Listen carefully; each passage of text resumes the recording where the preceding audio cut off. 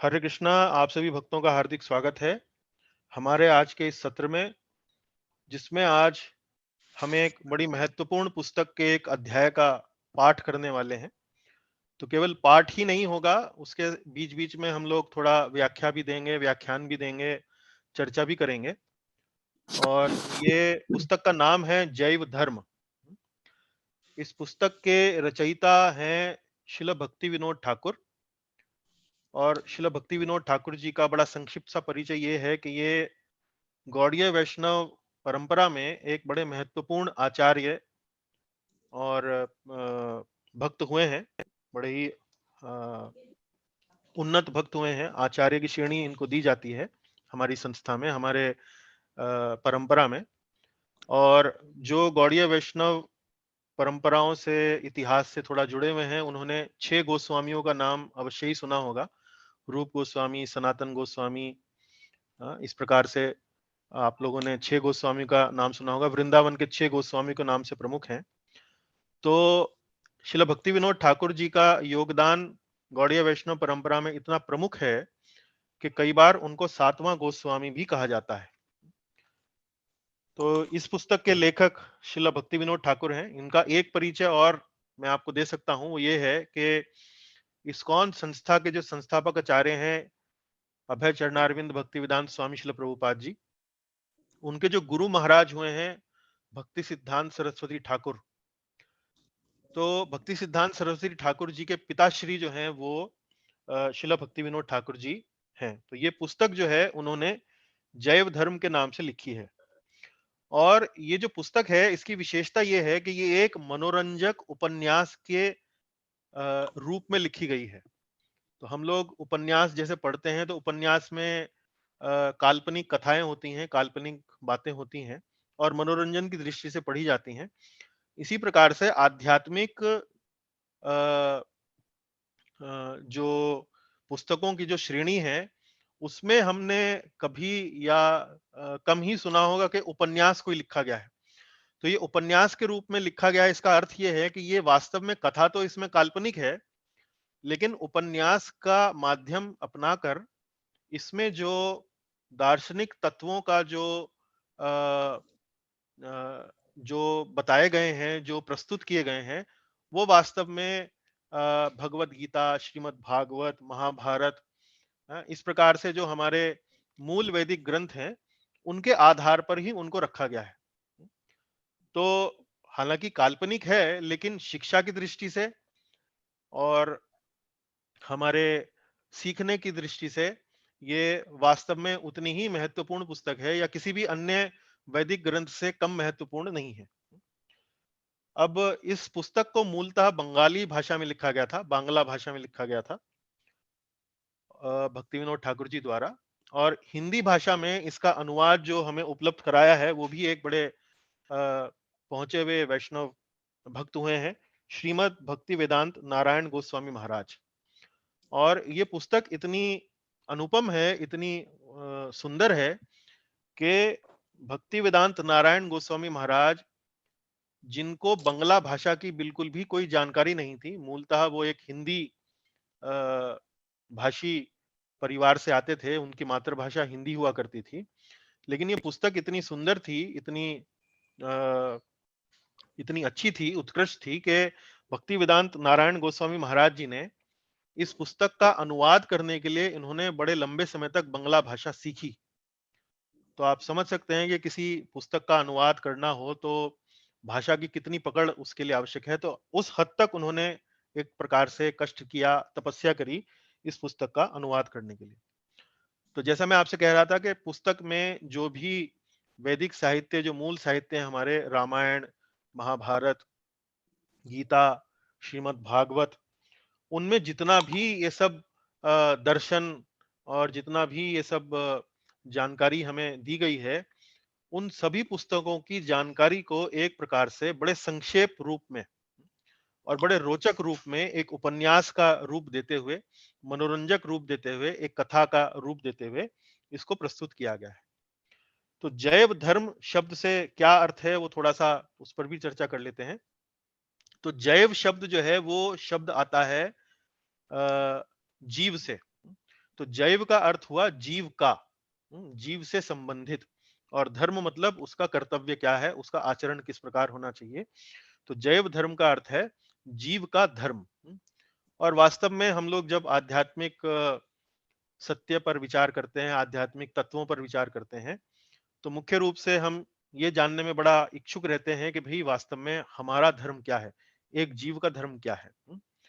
तो इस पुस्तक में आज हम उसी जैव धर्म के बारे में चर्चा करने वाले हैं। उसका पहला ही अध्याय हम पढ़ेंगे, और चूंकि एक बड़े रोचक ढंग से लिखी हुई पुस्तक है, तो आप देखेंगे कि इसमें कई ऐसी ऐसी बातें, कई ऐसा व्यवहार आपको देखने को मिलेगा जो हम आम तौर पर अपनी कक्षाओं में नहीं देख पाते हैं। कक्षा का आरंभ करने से पहले मैं मंगलाचरण प्रार्थनाएं करूंगा।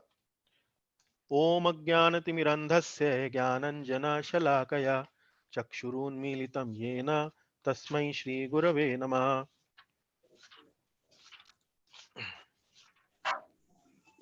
वन्देऽहं श्रीगुरो श्रीचैतन्यमनोभीष्टं स्थापितं येन भूतले स्वयं रूपः कदा मह्यं ददाति स्वपदान्तिकम्। वन्देऽहं श्रीगुरोः श्रीयुतपदकमलं श्रीगुरून् वैष्णवांश्च श्रीरूपं साग्रजातं सहगण रघुनाथान्वितं तं सजीवं साद्वैतं सावधूतं परिजनसहितं कृष्णचैतन्यदेवं श्रीराधा कृष्णपादान् सहगण ललिता श्रीविशाखान्वितांश्च। हे कृष्ण करुणा सिंधो दीनबंधो जगत्पते गोपेश गोपिका कांत राधा कांता नमोस्तुते। तप्त कांचन गौरांगी राधे वृंदावनेश्वरी वृषभानुसुते देवी प्रणमामि हरिप्रिये।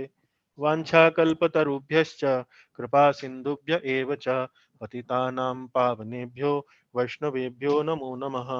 जय श्री कृष्ण चैतन्य प्रभु नित्यानंद श्री अद्वैत गदाधर श्रीवासादि गौर भक्त वृंदा। हरे कृष्णा कृष्ण कृष्णा हरे हरे, हरे राम राम राम हरे हरे। चलिए पुनः एक बार फिर आप सभी भक्तों का हार्दिक स्वागत है। तो कक्षा का थोड़ा सा परिचय मैंने दिया आपको कि हम आज इस कक्षा में क्या करने वाले हैं। तो अब आप देखिए यहाँ पर जैव धर्म, इसका पहला अध्याय जो है नित्य और नैमित्तिक धर्म मूलक प्रथम खंड।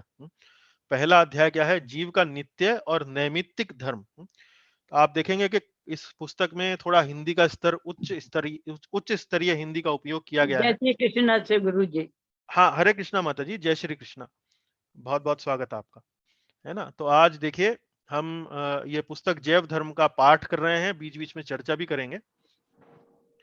तो मैं आज की इस कक्षा में कुछ आप सभी भक्तों में से चाहूंगा कि कुछ भक्त ऐसे मुझे अपना नाम दें जो कक्षा में पाठ करने के लिए तैयार हों, है ना। अब जैसे आप ये यहाँ पर एक पद्य देख रहे हैं, एक अनुच्छेद देख रहे हैं, तो पहले हम एक काम करेंगे, एक एक अनुच्छेद पढ़ेंगे और फिर उस पर धीरे धीरे चर्चा करेंगे। तो आप में से जो हिंदी में पढ़ने में, पाठन करने में आपकी हिंदी सुंदर है, उचित है, सरस है, तो कृपया ऐसे भक्त मुझे थोड़ा अपना नाम दें। तो राकेश जी ने अपना नाम दिया, इसके अलावा और कोई भक्त नाम देना चाहेंगे? हाँ मैं प्रभु पूर्णिमा। प्रभु जी मैं पूर्णिमा माता जी पढ़ना चाहेंगी, बहुत सुंदर। और रविंद्र प्रभु जी आप पढ़ना चाहेंगे? जी जी प्रभु जी। चलिए बहुत सुंदर। तो सुबोध राठौर प्रभु जी। आप भी पढ़ना चाहेंगे प्रभु? हाँ जी। ठीक है जी, बहुत सुंदर। तो बहुत बढ़िया, 4 लोग हो गए, मेरे ख्याल पर्याप्त हैं आज के लिए। तो सबसे पहले मैं पूर्णिमा माता जी को आमंत्रित करूंगा। माता जी आप कृपया करके यहाँ से पढ़ना शुरू करें, पहला अध्याय जीव का नित्य और नैमित्तिक धर्म। पहला अध्याय जीव का नित्य और नैमित्तिक धर्म। इस पृथ्वी में जम्बूद्वीप श्रेष्ठ है। जम्बूद्वीप में भारतवर्ष प्रधान है। भारत में गौड़ भूमि सर्वोत्तम है। गौड़ भूमि में श्री नवदीप मंडल परम उत्कृष्ट है। इसी श्री नवदीप मंडल के एक स्थान में भागीरथी के किनारे श्री गोद्रुम नाम का रमणीय जनपद नित्य विराजमान है। प्राचीन काल में श्री गोद्रुम के उपवन में अनेक भजनानंदी पुरुष जगह जगह में निवास करते थे। किसी समय वहीं श्री सुरभि ने अपने लता मंडप में भगवान श्री गौरचंद्र की आराधना की थी। उससे थोड़ी ही दूर पर प्रद्युम्न कुंज नाम की एक भजन कुटी थी। वहां सघन लताओं से ढकी हुई एक कुटी के भीतर श्री प्रेमदास परमहंस नामक बाबा जी रहते थे। वे श्री भगवत पार्षद प्रवर प्रद्युम्न ब्रह्मचारी के शिक्षा शिष्य थे। बाबा जी निरंतर भजन आनंद में मस्त होकर अपना समय बिताया करते थे। जी माता जी, बस ठीक है, अभी आप थोड़ा सा रुकिए। मैं इस पैराग्राफ में, इस पद में जो भी बातें कही गई हैं उनको थोड़ा एक एक करके बताऊंगा, ताकि आप सब लोग पढ़ने के साथ साथ उस चीज को अपने मस्तिष्क में एक बार नोट भी कर सकें। हैं तो यहाँ लिखा है, पृथ्वी में जम्बू द्वीप श्रेष्ठ है, जम्बू द्वीप में भारतवर्ष प्रधान है, भारत में गौड़ भूमि सर्वोत्तम है, और गौड़ भूमि में श्री नवद्वीप मंडल परम उत्कृष्ट है। तो ये जो भी उपन्यास की जो परिपाटी है, जो इसका जो बैकग्राउंड है, वो कहाँ पर बता रहे हैं, ये कहाँ पर हो रही है सारी की सारी घटना। ये सारी घटना हो रही है नवद्वीप मंडल में, गौड़ भूमि नवद्वीप मंडल में सारा का सारा वृत्तांत जो है वो चल रहा है। अब आप में से कौन भक्त जानते हैं कि नवद्वीप जगह कहाँ पर है और क्या इस स्थान की क्या विशेषता है? कोई आप में से बता सकते हैं नवद्वीप कहाँ पर है? प्रभु जी वेस्ट बंगाल में है। जी हाँ, वेस्ट बंगाल में है, पश्चिम बंगाल में है। और इसकी विशेषता क्या है? चैतन्य महाप्रभु का जन्म स्थान है प्रभु जी। हाँ, बहुत सुंदर।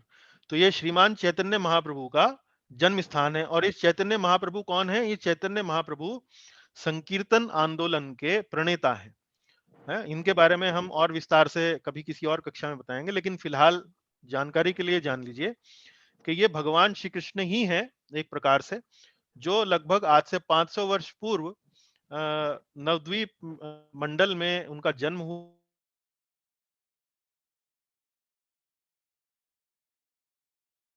प्रचार प्रसार करने के लिए ये आंदोलन इन्होंने आरंभ किया। तो इस्कॉन शाखा जो आप जिसको आज आधुनिक युग में इस्कॉन के नाम से जानते हैं, वो वास्तव में इसी संकीर्तन आंदोलन की एक शाखा है। तो ठीक है, तो ये नवद्वीप मंडल में ये कथा हो रही है। आगे चलते हैं। इस नवद्वीप मंडल में एक स्थान में भगीरथी किनारे गोद्रुम नाम का एक रमणीय जनपद नित्य विराजमान है। तो जगह का नाम क्या है वहां पर? गोद्रुम।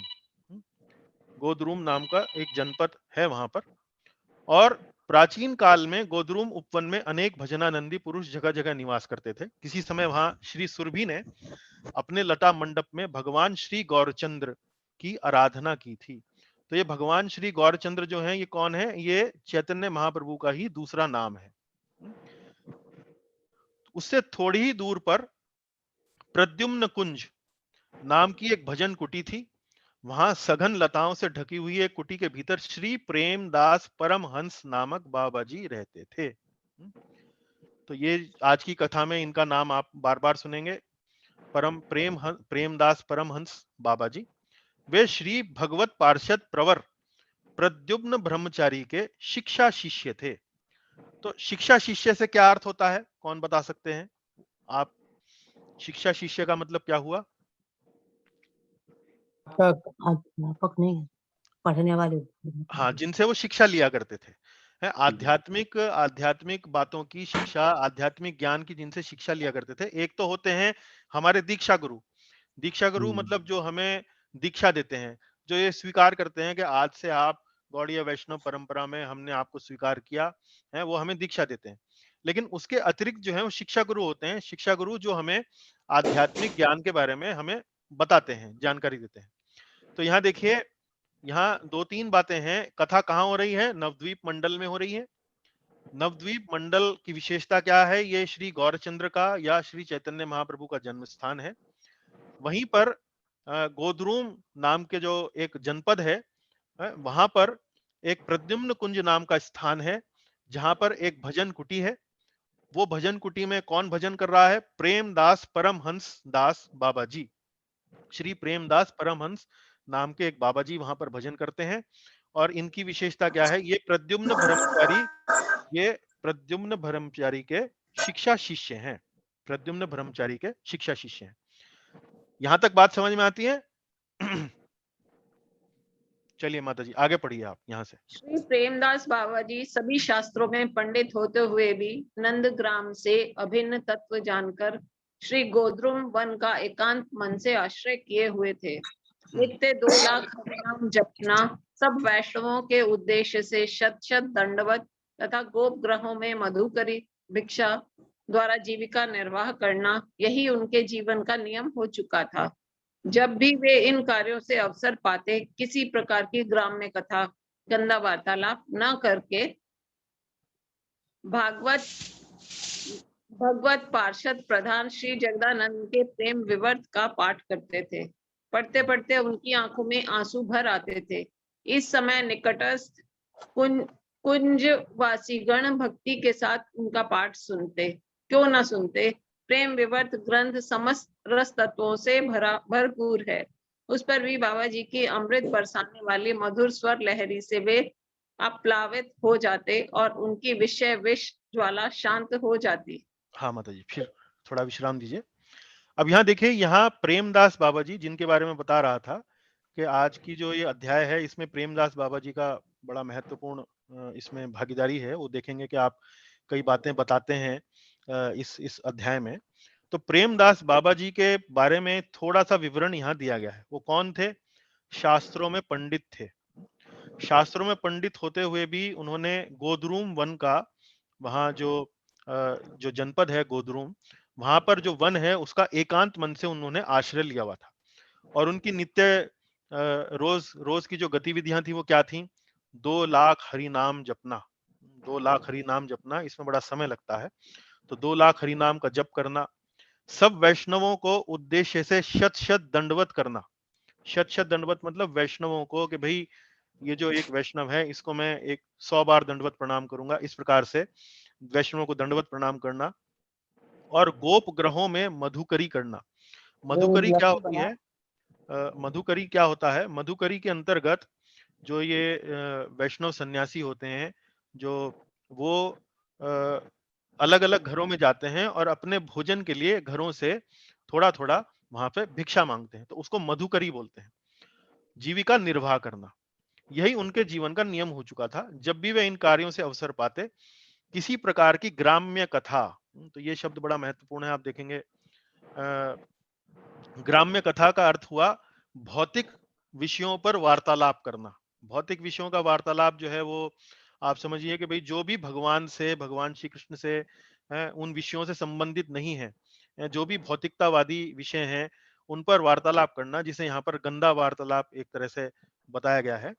इस प्रकार के किसी भी वार्तालाप में वो नहीं पढ़ते थे। और मुख्य रूप से किस प्रकार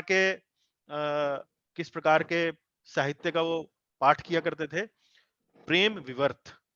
ये किसका लिखा हुआ साहित्य है? श्री जगदानंद जी का साहित्य लिखा हुआ है। और ये भक्ति से ओतप्रोत साहित्य है। इसमें भगवान से संबंधित कथाएं, भगवान से संबंधित विषयों पर बड़ी सुंदर सुंदर बातें इसमें साहित्य में लिखी हुई हैं। तो पढ़ते पढ़ते उनकी आंखों में आंसू भर आते थे। इस समय निकटस्थ कुंजवासीगण भक्ति के साथ उनका पाठ सुनते। तो यहाँ से आपको जानकारी मिल रही है कि ये जो प्रेमदास बाबा जी हैं ये अकेले पाठ नहीं करते थे। अगल बगल से, आजू बाजू से, अड़ोस पड़ोस से और भी भक्तगण जो थे वो आ जाते थे और इनका पाठ सुना करते थे। और क्यों ना सुनते? प्रेम विवर्त ग्रंथ समस्त रस तत्वों से भरपूर है। उस पर भी बाबा जी की अमृत बरसाने वाली मधुर स्वर लहरी से वे आप्लावित हो जाते। आप्लावित मतलब एकदम आप्लावित बोलते हैं बाढ़ आ जाने को। आप्लावित मतलब भावनाओं के स्तर पर उनकी भावनाएं जो थी, जो उनकी आध्यात्मिक भावनाएं होती थी भक्तों की, वो एकदम चढ़ जाती थी, ऊपर उठ जाती थी। और उनकी विषय विष ज्वाला शांत हो जाती थी।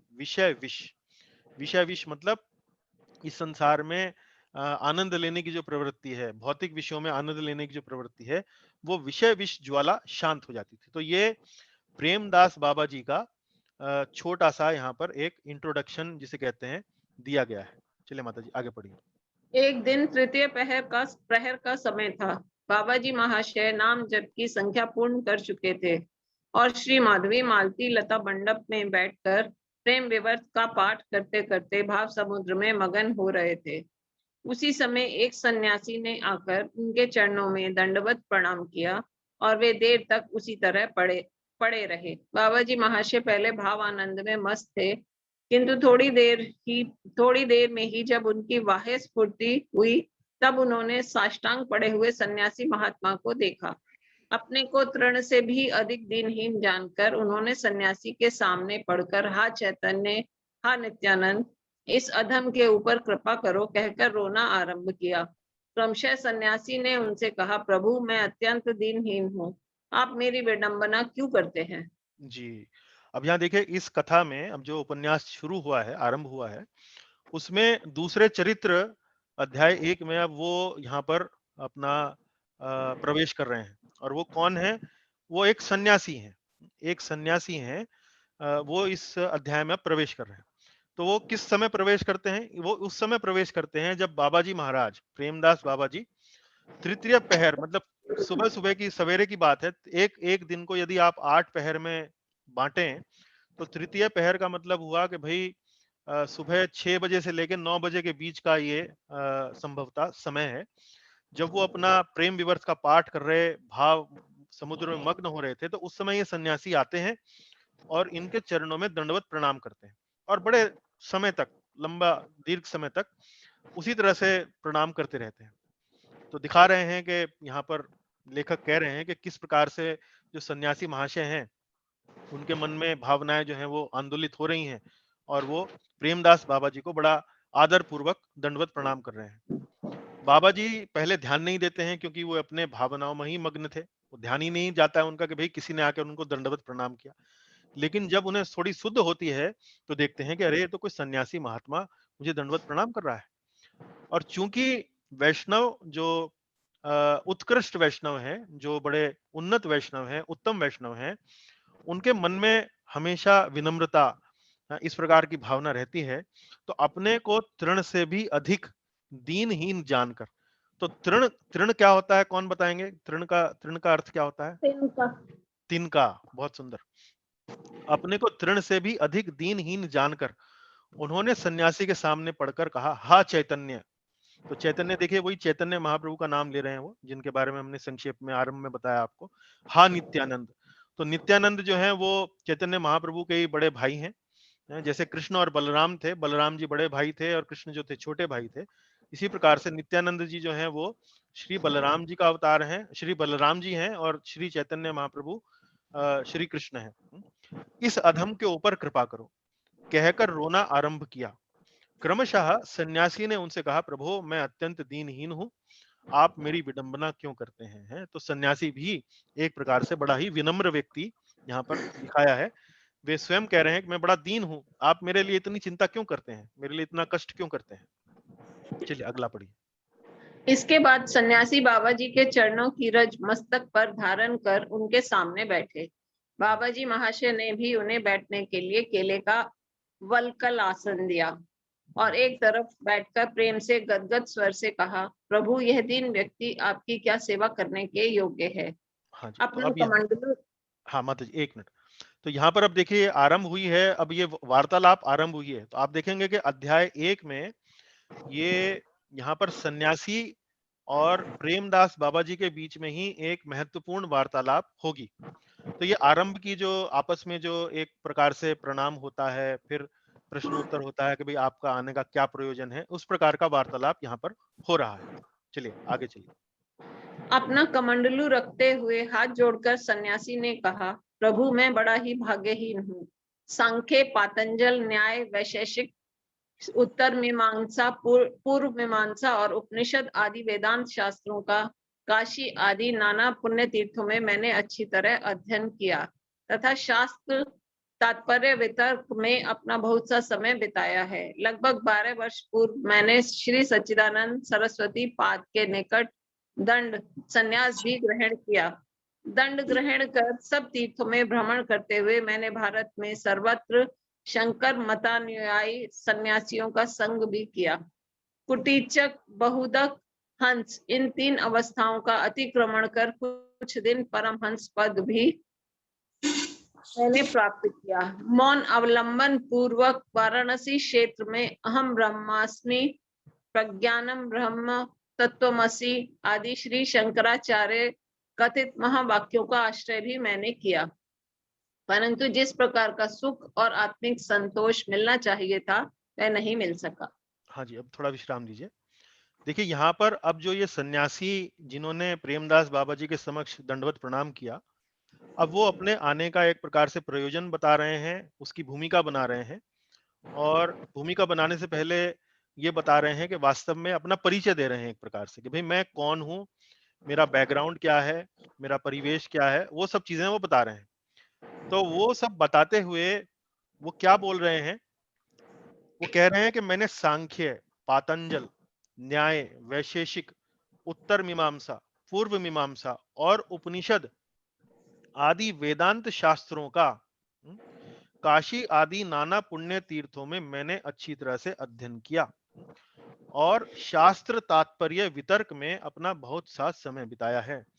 तो आपको ये नाम सुने में लगते हैं, सांख्य, पातंजल, न्याय, वैशेषिक, उत्तर मीमांसा, पूर्व मीमांसा, उपनिषद, ये क्या नाम जो हम पढ़ रहे हैं अलग अलग शास्त्रों के, अलग अलग सिद्धांतों के, क्या ये आपको कुछ आपको पहचाने में लग रहे हैं?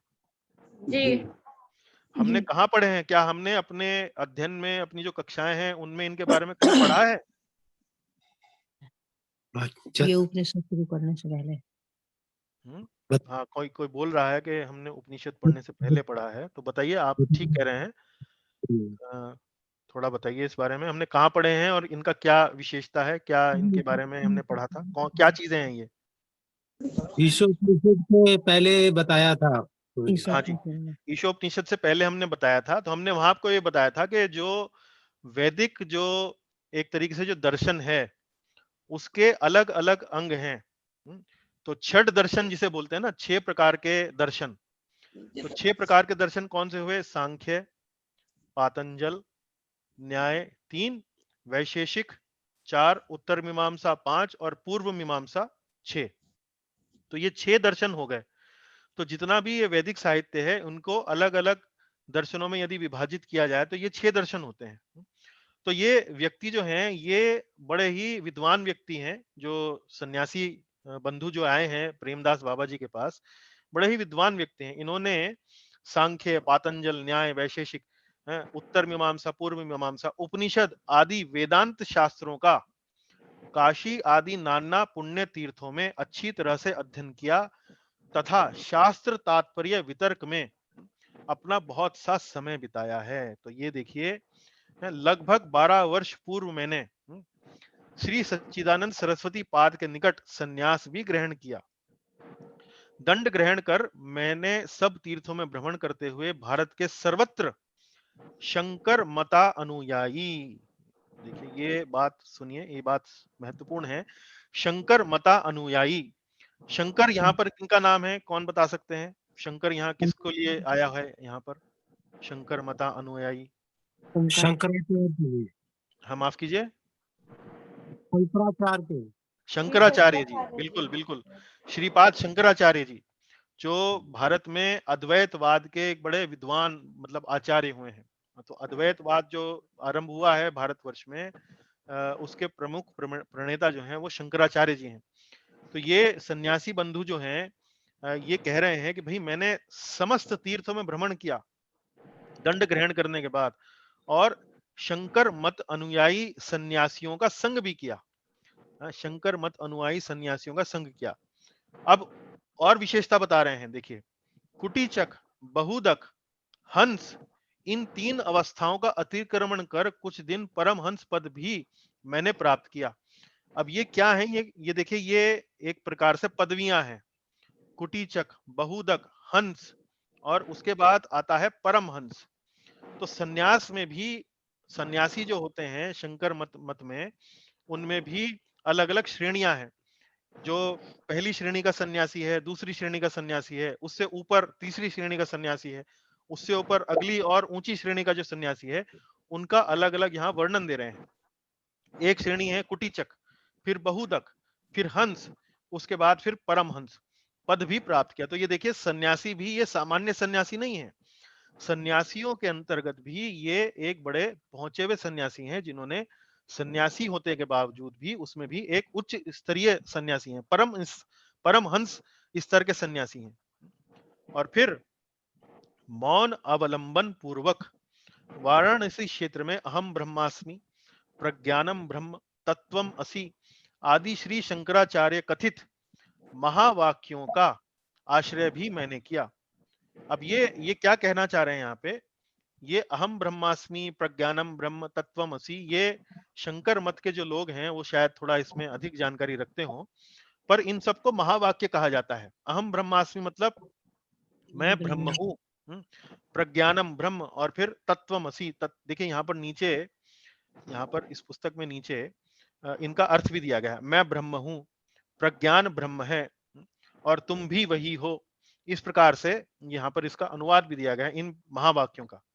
तो कहने का भाव ये है कि ये सब उपनिषदों में दिए गए वाक्य हैं। देखिए यहाँ अहम ब्रह्मास्मि कहाँ दिया गया है, ये बृहद अरण्यको उपनिषद में दिया गया है। प्रज्ञानम ब्रह्म ये कहाँ बताया गया है, ऐतरेय उपनिषद में बताया गया है। और तुम भी वही हो, छांदोग्य उपनिषद में तत्वम असि, इसका उल्लेख हमको मिलता है। तो इस प्रकार से ये षड दर्शनों में, उपनिषदों में, और उपनिषदों में भी जो प्रमुख जो महावाक्य हैं, जो बड़े प्रमुख जो सिद्धांत हैं शंकर मत के, उन तत्वों पर भी उन्होंने बड़ा गहन चिंतन, मनन, ध्यान इत्यादि करते हुए उनको समझने का बड़ा ही गंभीर एक प्रकार से प्रयास इन्होंने किया है। अब उसके बाद ये क्या लिखते हैं वो जानना बड़ा महत्वपूर्ण है। परंतु जिस प्रकार का सुख और आत्मिक संतोष मिलना चाहिए था वह नहीं मिल सका, वह नहीं मिल सका। तो ये शंकर मत से आए हुए एक प्रकार के सन्यासी हैं जिन्होंने बड़ी उच्च अवस्था की सन्यास दीक्षा या सन्यास स्तर को प्राप्त किया हुआ है, और इतनी उच्च अवस्था को प्राप्त करने के बाद भी उन्होंने ये मत रखा अपने प्रेमदास बाबा जी के सामने, उनके समक्ष, कि जिस प्रकार का सुख और आत्मिक संतोष मिलना चाहिए था वह मुझे नहीं मिल सका है। अब आगे पढ़िए माता जी। एक दिन कोई वैष्णव साधु ऊंचे स्वर से हरि लीला गान करते करते मेरे सामने से निकले। मैंने आंखें खोलकर देखा कि वे आंसुओं से तरबतर हो रहे थे। उनके सारे शरीर में रोमांच हो रहा था। गदगद स्वरों से श्री कृष्ण चैतन्य प्रभु नित्यानंद नाम का कीर्तन कर रहे थे। नृत्य करते करते उनके चरण स्खलित हो पड़ते थे और वे पृथ्वी पर गिर पड़ते थे। उन्हें देखकर तथा गान सुनकर मेरे हृदय में एक अनिवर्चनीय भाव उत्पन्न हुआ, जिसे मैं आपके निकट वर्णन करने में असमर्थ हूँ। भावोदय तो अवश्य हुआ, तथापि अपने परमहंस पद की मर्यादा रक्षा करने के लिए उनसे कुछ भी वार्तालाप न कर सका। हाँ, धिक्कार है मेरे पद मर्यादा को, धिक्कार है मेरे भाग्य को।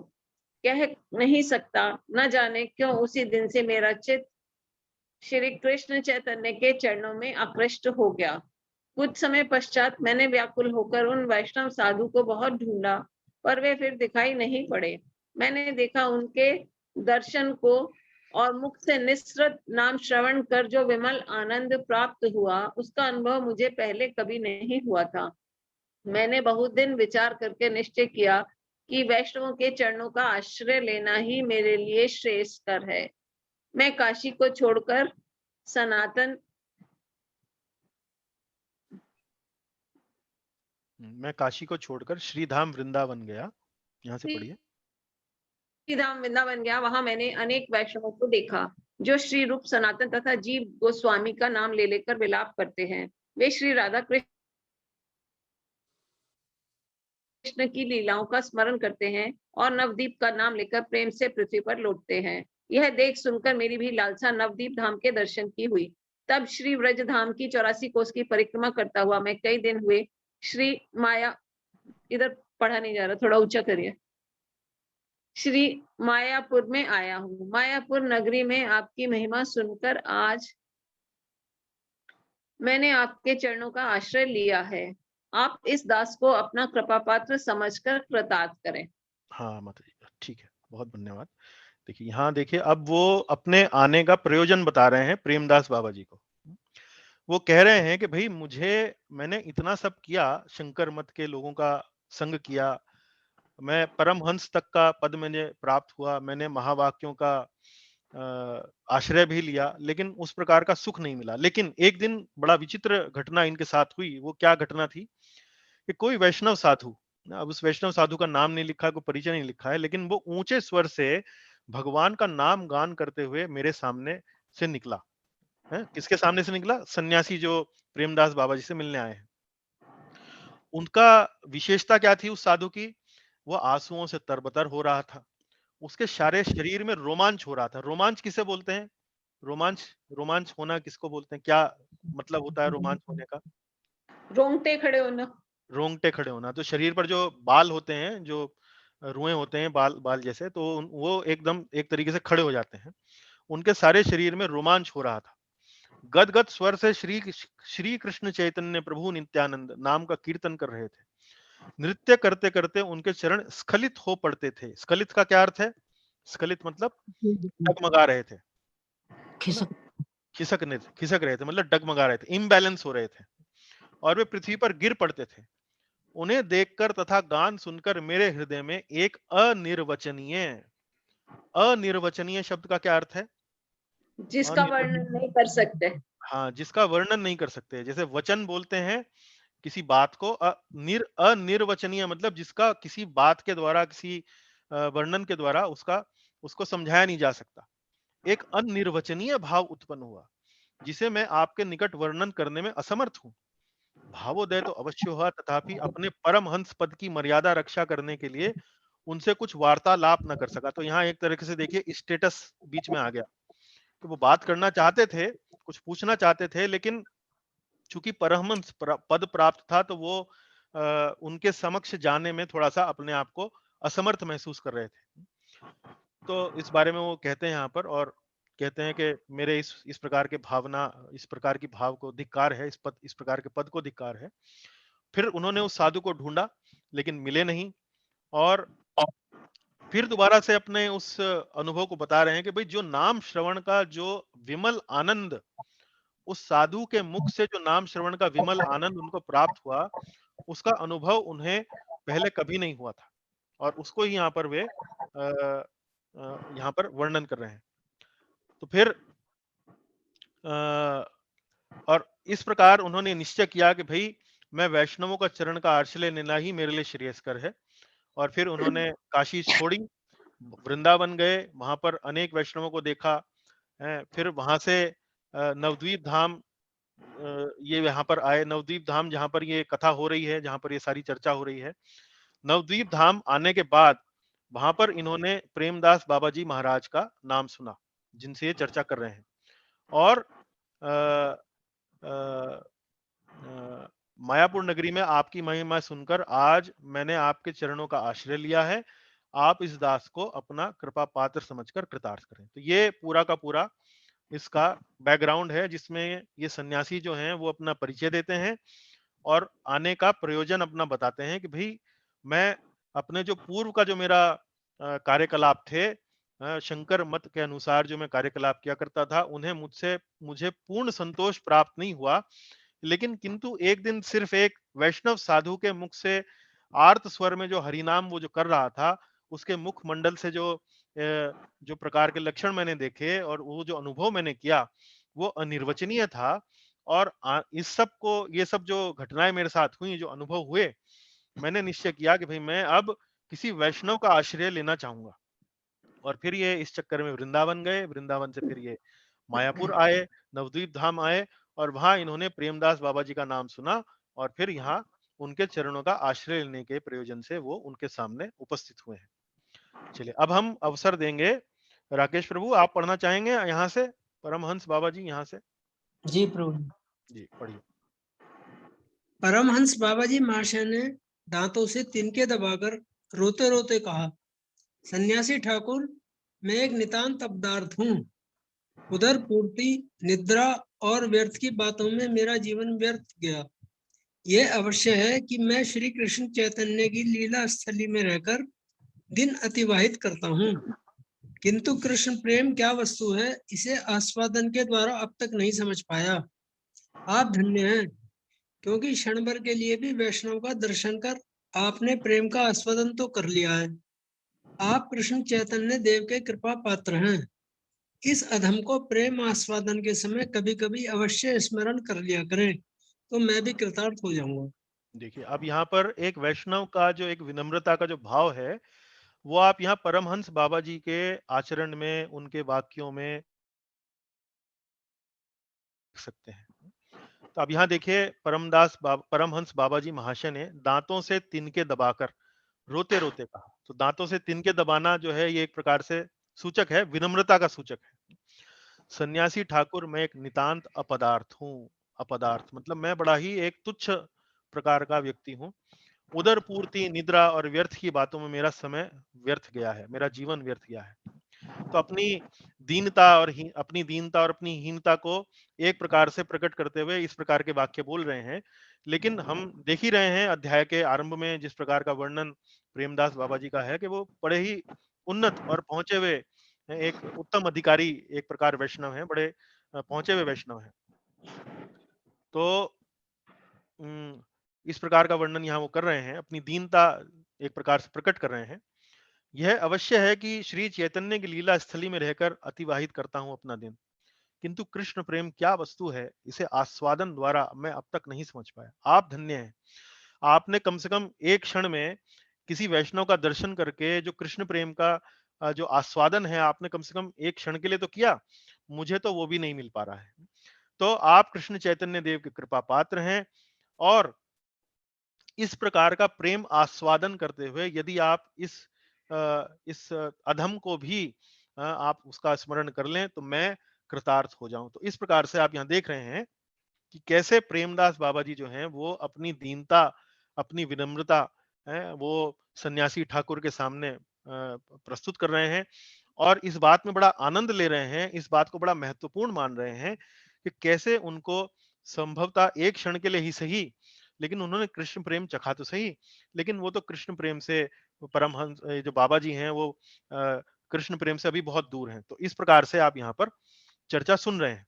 दो बड़े अग्रणी, जो बड़े उत्तम और श्रेष्ठ किस्म के जो आध्यात्मवादी हैं, एक शंकर मत से आए हुए हैं और एक वैष्णव परंपरा से जो आए हुए हैं, उनके बीच का ये जो वार्तालाप है, उसमें आप देख सकते हैं कि किस प्रकार से जो शिष्टाचार है, शब्दों का चुनाव है, और जो उनके मन के जो भाव हैं, वो कैसे प्रकट हो रहे हैं, वो आप यहाँ पर देख सकते हैं। चलिए अब आगे पढ़िए। यह कहते कहते बाबा जी ने सन्यासी को गले लगा लिया और आंसुओं से तरबतर कर दिया। सन्यासी महाराज ने वैष्णव के अंग का स्पर्श कर हृदय में एक अभूतपूर्व भावोदय का अनुभव किया। वे भी रोते रोते नृत्य करने लगे।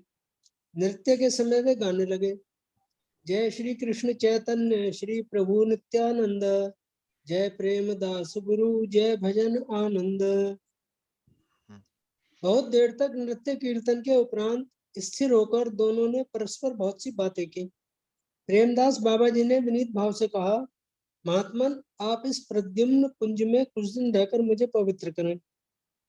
सन्यासी ने कहा, मैंने आपके चरणों में अपना यह शरीर समर्पण कर दिया। कुछ दिनों की ही बात क्या कर रहे हैं, अपने देह त्याग तक आपकी सेवा कर सकूं, यही मेरी आकांक्षा है। सन्यासी ठाकुर सब शास्त्रों के पंडित थे। गुरुकुल में रहकर ही गुरु का उपदेश ग्रहण करना होता है, वे इस बात को अच्छी तरह जानते थे। अतएव वे आनंद से उसी कुंज में रहने लगे। चलिए विश्राम दीजिए थोड़ी देर। देखिए, अब यहाँ पर दोनों के बीच में और आपस में एक प्रेम का आपस में एक दूसरे के प्रेम का आदान प्रदान होता है। बाबा जी जो है सन्यासी ठाकुर को गले लगाते हैं और अपने आंसुओं से उनको तरबतर कर देते हैं, और सन्यासी ठाकुर भी एक वैष्णव के अंग का स्पर्श कर हृदय में एक अभूतपूर्व भावोदय का अनुभव करने लगते हैं। और ऐसे में वो रोते रोते नृत्य करते हैं। नृत्य के समय वो इस प्रकार से एक भजन जो है वो गाते हैं। तो फिर आपस में जब ये सब आदान प्रदान हो रहा है, तो प्रेमदास बाबा जी जो है उनको आमंत्रित करते हैं कि भाई कुछ दिन तो आप यहाँ रुकिए। तो इस पर सन्यासी ठाकुर कहते हैं कि भाई नहीं, कुछ दिन की बात आप क्या कह रहे हैं, मैं तो जीवन पर्यंत आपका शिष्य बनने के लिए यहाँ आया हूँ, आपके ही चरणों में यहाँ रहना चाहता हूँ, और वास्तव में अपना देह त्याग यहीं करना चाहता हूँ, यही मेरी आकांक्षा है। और फिर अंत में यहाँ पर सन्यासी जो थे वो कोई साधारण व्यक्ति नहीं थे, वो भी आध्यात्मिक लोगों के बीच उठने बैठने वाले व्यक्ति थे। वहां पर किस प्रकार का शिष्टाचार होता है, किस प्रकार का आचरण होता है, वो जानते थे। तो यहाँ इसी बात को लिखा गया है कि गुरुकुल में रहकर ही गुरु का उपदेश ग्रहण करना होता है। वे इस बात को अच्छी तरह जानते थे, अतः वे आनंद से उसी कुंज में रहने लगे। पहले ही सन्यासी थे, पहले ही उनका कोई विशेष कोई घर-बार नहीं था, तो वो काशी में रहें कि मायापुर में प्रेमदास बाबा जी के आश्रम में रहें, तो उससे कोई फ़र्क पड़ने वाला नहीं था। लेकिन यहाँ आप ये समझने का प्रयास करें कि कैसे उनके मन में एक प्रकार की असंतोष की भावना थी, जिसके कारण से वो एक वैष्णव का आश्रय लेना चाहते थे, और उस असंतोष की भावना को दूर करने के लिए वो प्रेमदास बाबा जी तक किसी प्रकार से पूछते हुए, जानकारी करते हुए पहुँच गए, और ये अब वहाँ पर ये चर्चा हो रही है। जी, आप चलिए आगे। बोलिए प्रभु। यहाँ से पढ़िए। अनम्यूट कीजिए आपको। कुछ दिनों पश्चात परमहंस बाबा जी ने सन्यासी महोदय से कहा, महात्मन, श्री प्रद्युम्न ब्रह्मचारी ने कृपा कर मुझे श्री चरणों में स्थान दिया है। वे आजकल श्री नवद्वीप मंडल के एक प्रांत में श्री देवपल्ली ग्राम में श्री श्री नरसिंह देव की उपासना में मग्न हैं। चलिए आज ही मधुकरी समाप्त कर उनके चरणों का दर्शन करावें। हाँ जी, तो अब ये प्रद्युम्न ब्रह्मचारी कौन है? हमने कथा में आरंभ में बताया था। कौन है प्रद्युम्न ब्रह्मचारी? आपको याद होगा। तो देखिए, कथा के अध्याय के आरंभ में प्रेमदास बाबा जी का जो वर्णन दिया गया था, उसमें बताया गया था कि प्रद्युम्न ब्रह्मचारी ने इनको अपना शिक्षा शिष्य बना रखा था। तो एक प्रकार से प्रद्युम्न ब्रह्मचारी प्रेमदास बाबा जी के शिक्षा गुरु हुए।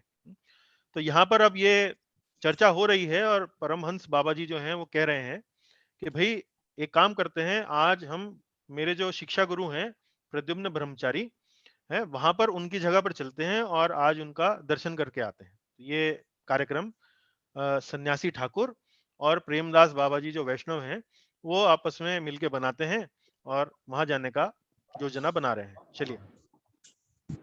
सन्यासी ठाकुर ने कहा, जो आज्ञा होगी मैं पालन करूंगा। 2 बजे के बाद वे दोनों श्री अलकानंदा पार कर श्री देवपल्ली में उपस्थित हुए। सूर्य टीला पार कर श्री नरसिंह देव के मंदिर में उन्होंने भगवत पार्षद श्री प्रद्युम्न ब्रह्मचारी के चरणों का दर्शन किया। दूर से परमहंस बाबा जी ने पृथ्वी पर गिरकर श्री गुरुदेव को साष्टांग दंडवत प्रणाम किया। ब्रह्मचारी जी ने भक्त वत्सलता से आर्द्र होकर श्री मंदिर के बाहर आकर परमहंस बाबा जी को दोनों हाथों से उठाकर प्रेमा लिंगन दे कुशल क्षेम पूछी। बहुत देर तक ईस्ट गोष्ठी के बाद परमहंस बाबा जी ने उन्हें सन्यासी ठाकुर का परिचय दिया। ब्रह्मचारी ने सादर कहा, वत्स, तुमने यथा योग्य गुरु पाया है। प्रेमदास के निकट प्रेम विवर्त की शिक्षा प्राप्त करो। किवा विप्र किवा न्यासी शूद्र केने नय, यही कृष्ण तत्ववेत्ता से ही गुरु है। हाँ, यहाँ विश्राम दीजिए। अब ये देखिए, दोनों मिलने जाते हैं। किनसे मिलने जाते हैं? प्रेमदास बाबा जी के जो शिक्षा गुरु हैं, उनका नाम क्या है? उनका नाम यहाँ दिया गया है ब्रह्मचारी, प्रद्युम्न ब्रह्मचारी। ये उनके शिक्षा गुरु का नाम यहाँ दिया गया है। तो उनसे ये अब भेंट करने के लिए उनके आश्रम पहुंच रहे हैं, और आश्रम पहुंचते हैं तो दोनों में आपस में प्रणाम होता है, साष्टांग दंडवत प्रणाम होता है, आपस में एक दूसरे का कुशल क्षेम पूछा जाता है, और फिर आपस में छोटी मोटी आपस में बातचीत करके, जिसे यहाँ इष्ट गोष्ठी कहा गया है, बहुत देर तक इष्ट गोष्ठी के बाद परमहंस बाबा जी ने उन्हें सन्यासी ठाकुर का परिचय दिया। तो परमहंस बाबा जी जो हैं, प्रेमदास बाबा जी जो हैं, वो अपने साथ सन्यासी ठाकुर को ले जाते हैं कि भाई मैं अपने शिक्षा गुरु प्रद्युम्न ब्रह्मचारी से उनका भेंट कराऊंगा। तो थोड़ा आपस में बातचीत करके फिर वो सन्यासी ठाकुर का परिचय देते हैं। तो परिचय सुनने के बाद जो प्रद्युम्न ब्रह्मचारी हैं, उन्होंने बड़ा उसको सन्यासी ठाकुर से कहा कि भाई आपने बड़े योग्य गुरु पाए हैं, आप जो हैं वो प्रेमदास बाबा जी से जो शिक्षा लेने के लिए आए हैं, जो आध्यात्मिक प्रगति के माध्यम कारण प्रयोजन से जो आप उनसे मिलने आए हैं, बातचीत करने आए हैं, शिक्षा लेने आए हैं, बड़ा ही यथा योग्य गुरु आपको मिला है। और विशेष रूप से यहाँ पर ब्रह्मचारी जो हैं, प्रद्युम्न ब्रह्मचारी जो हैं, उनसे कहते हैं कि विशेष रूप से आप प्रेम विवर्त की शिक्षा प्राप्त करो। अब प्रेम विवर्त क्या है? किसी को याद है? हमने प्रेम विवर्त के बारे में अध्याय में पढ़ा था अभी थोड़ी देर पहले। प्रेम विवर्त क्या है? तो ये एक पुस्तक का नाम है जिसमें भगवान से संबंधित बड़ी सुंदर बातें लिखी हुई हैं, और जो प्रेमदास बाबा जी जो हैं वो इस प्रेम विवर्त को पढ़ने में बड़ा उनकी रुचि है और बड़ा आनंद के साथ इस प्रेम विवर्त पुस्तक को पढ़ते हैं। अब यहाँ पर एक प्यार दी गई है। प्यार बोलते हैं एक तरीके से जैसे श्लोक होता है एक प्रकार का छंद है, प्यार। तो चैतन्य चरितामृत नाम का जो ग्रंथ है उसमें जो ये इस प्रकार के जो पद दिए गए हैं इनको प्यार कहा जाता है। कीवा विप्र कीवा न्यासी शूद्र के ने नाय, जेई कृष्ण तत्ववेत्ता से ही गुरु है। तो इस प्रकार के धुन में या इस प्रकार के मेलोडी में इसको पढ़ा जाता है। तो इसका अर्थ क्या है यहाँ पर? कीवा विप्र कीवा न्यासी शूद्र के ने नाय, जेई कृष्ण तत्ववेत्ता से ही गुरु है। तो इसका अर्थ क्या है कि यदि कोई विप्र है, विप्र मतलब बहुत ही विद्वान ब्राह्मण है, किवा न्यासी कोई सन्यासी है, शूद्र यहां तक कि कोई शूद्र श्रेणी का भी कोई व्यक्ति है, लेकिन जिसको कृष्ण का तत्व मालूम है, कृष्ण तत्ववेत्ता, जो कृष्ण तत्व को समझता है, जो कृष्ण तत्व का जानकार है, वास्तव में वही गुरु है, वही गुरु बनाने योग्य है। तो यहाँ ये किस संदर्भ में बताया गया है? ये इस संदर्भ में बताया गया है कि सन्यासी ठाकुर जो हैं वो प्रेमदास बाबा जी को अपने गुरु के रूप में स्वीकार कर रहे हैं, उनको अपने गुरु के रूप में देख रहे हैं, उनसे वैष्णव दर्शन की शिक्षा लेने के लिए यहाँ आए हैं।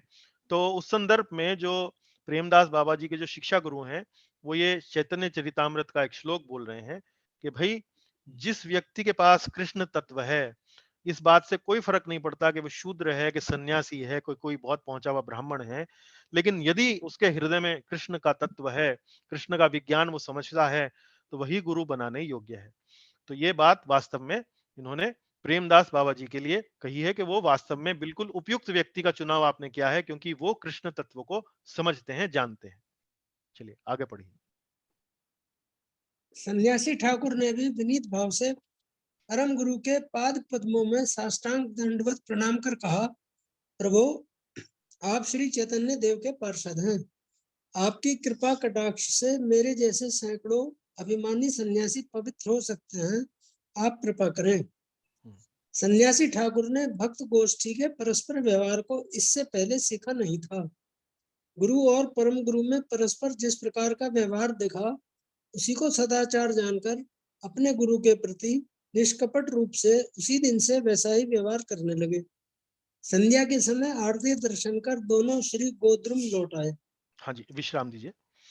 यहाँ पर अब देखिए सन्यासी ठाकुर ने विनीत भाव से परम गुरु के, परम गुरु का मतलब क्या हुआ? गुरु के भी गुरु। तो उनके गुरु कौन थे? उनके गुरु थे प्रेमदास बाबा जी, सन्यासी ठाकुर के गुरु। और सन्यासी ठाकुर के जो गुरु हैं प्रेमदास बाबा जी, उनके गुरु कौन है? श्री प्रद्युम्न ब्रह्मचारी। तो सन्यासी ठाकुर ने अपने के जो परम गुरु हैं, मतलब गुरु के जो गुरु हैं, उनके लिए परम गुरु शब्द का प्रयोग यहाँ किया है। पाद पद्मों में साष्टांग दंडवत प्रणाम कर कहा, आप श्री चैतन्य देव के पार्षद हैं, आपकी कृपा कटाक्ष से मेरे जैसे सैकड़ों अभिमानी सन्यासी पवित्र हो सकते हैं, आप कृपा करें। और फिर यहाँ पर ये जो पैराग्राफ दिया गया है इसमें क्या बताया गया है? सन्यासी ठाकुर ने भक्त गोष्ठी के परस्पर व्यवहार को इससे पहले सीखा नहीं था।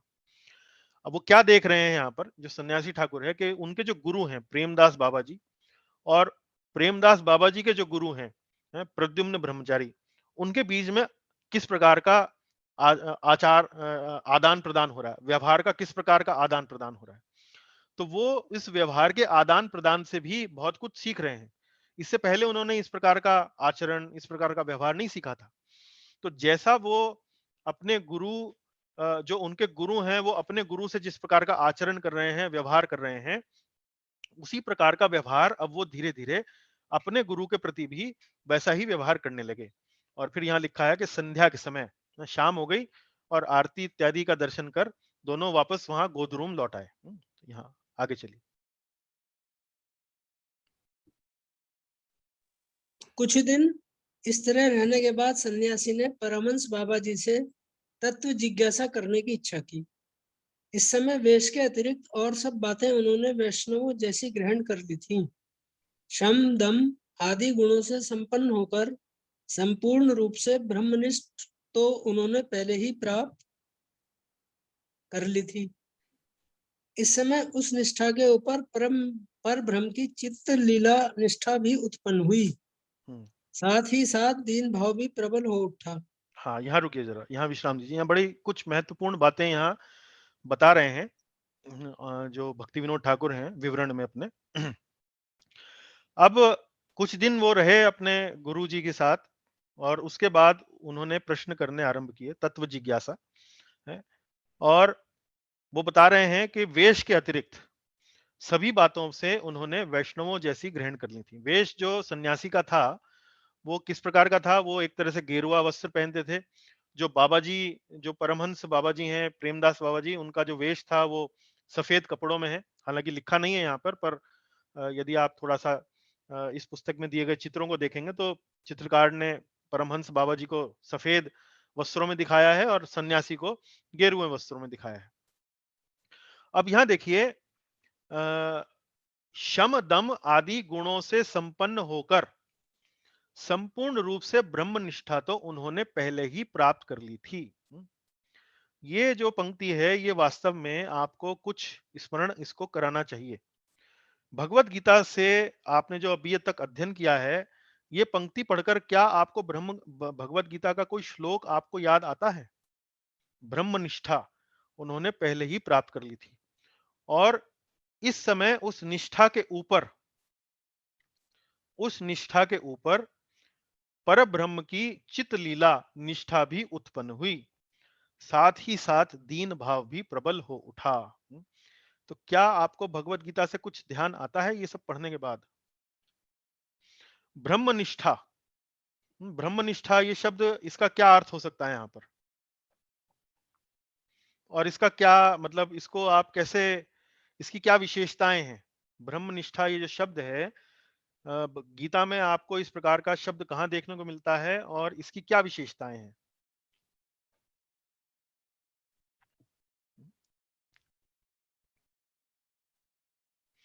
चलिए आपको थोड़ा हिंट देंगे, 18वें अध्याय में है।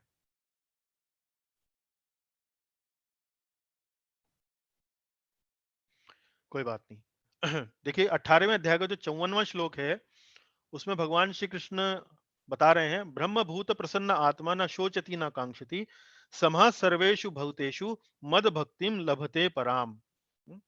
समः सर्वेषु भूतेषु मद भक्तिम लभते पराम। तो देखिए, ब्रह्म भूत प्रसन्न आत्मा, उसका अनुवाद इस प्रकार से है, इस प्रकार जो दिव्य पद पर स्थित है वह तुरंत पर ब्रह्म का अनुभव करता है और पूर्णतया प्रसन्न हो जाता है। वह ना तो कभी शोक करता है, ना किसी वस्तु की कामना करता है। वह प्रत्येक जीव पर समभाव रखता है। उस अवस्था में वह मेरी शुद्ध भक्ति को प्राप्त करता है। तो ये जो सन्यासी ठाकुर थे, ये किस श्रेणी के व्यक्ति हैं? ये हैं ब्रह्मभूत प्रसन्न आत्मा। ब्रह्मभूत प्रसन्न आत्मा श्रेणी का जो व्यक्ति है उसकी क्या विशेषता है? न शोचती न कांक्षती। ना शोचती का ना कांक्षती मतलब ना उसे कोई शोक होता है, ना वो किसी वस्तु की कामना करता है। विशेष रूप से यदि काम क्रोध, काम क्रोध मद मत्सर्य, इस भाषा में यदि आपको समझाने का प्रयास किया जाए तो जो व्यक्ति ब्रह्मनिष्ठ है, वो काम क्रोध लोभ मोह मद मत्सर्य इस प्रकार के जो 6 विकार हैं, इन पर विजय प्राप्त कर चुका होता है। इन पर क्या प्राप्त कर चुका होता है? इन पर विजय प्राप्त कर चुका होता है। तो शम और दम से क्या अर्थ है? शम और दम का क्या अर्थ है यहाँ पर? शम किसे बोलते हैं, दम किसे बोलते हैं? शम और दम, देखिए, शम बोलते हैं मन के कंट्रोल को, मन के नियंत्रण को, और दम बोलते हैं इंद्रियों के नियंत्रण को। तो शम और दम मतलब इस व्यक्ति का अपने इंद्रियों पर और अपने मन पर पूर्ण नियंत्रण है, बड़ा सशक्त नियंत्रण है। तो मैं आपसे क्या कह रहा हूं? लस्ट एंगर ग्रीड, काम क्रोध लोभ मोह मद मत्सर्य। काम क्रोध लोभ मोह मद मत्सर्य के चक्कर में कौन व्यक्ति पड़ता है? जिनका इंद्रियों पर नियंत्रण ना हो। तो वही बात यहां लिखी है कि शम दम आदि गुणों से संपन्न होकर संपूर्ण रूप से ब्रह्मनिष्ठा तो उन्होंने पहले ही प्राप्त कर ली थी। तो जो सन्यासी ठाकुर हैं कोई साधारण व्यक्ति नहीं है, ये बड़े आध्यात्मिक दृष्टि से बड़े पहुंचे हुए व्यक्ति हैं। इनका मन पर नियंत्रण है, इनका इंद्रियों पर नियंत्रण है। और ब्रह्मनिष्ठा मतलब ये वास्तव में काम, क्रोध, लोभ, मोह, मद, मत्सर्य जैसे दुर्गुणों से, षड विकारों से ये ऊपर उठ चुके थे। तो ये तो उन्होंने पहले ही प्राप्त कर ली थी।